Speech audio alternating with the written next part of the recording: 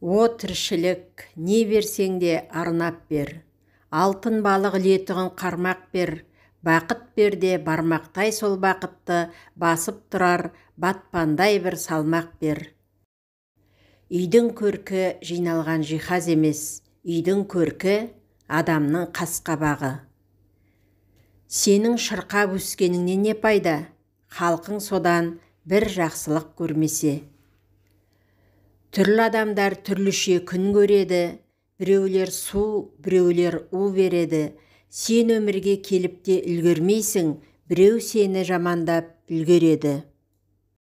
Тентегің өледі пышаққа құлшынып, сұлуың өледі құшақта тұншығып, арғымақ өледі артында шаң қалып, ал ақын өледі бәріне таң қалып. Сүйгеніңді ренжітсең, сүйегіңнен өтеді, алақанды ренжітсең, жұдырық боп кетеді. Сұлулар өте бергенде сүзіле келіп қарайсың, әдемі қызды көргенде ақылды қызды аяйсың. Өмірде мектеп дейді, өмір бірақ мектептей көтермейді еркелікті. Мықты болсаң, алдағыны басып оз, мықты болсаң, арттағыға жеткізбе.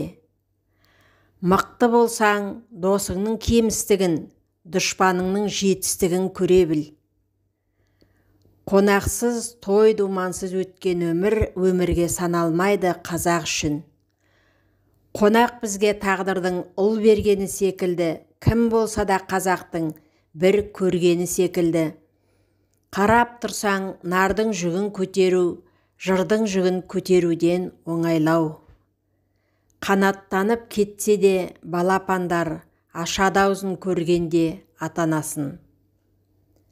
Көргенде көңіл босаған, болғайда туыс досаман, бықсыған аяқ киімнен босамай жатсын босаған.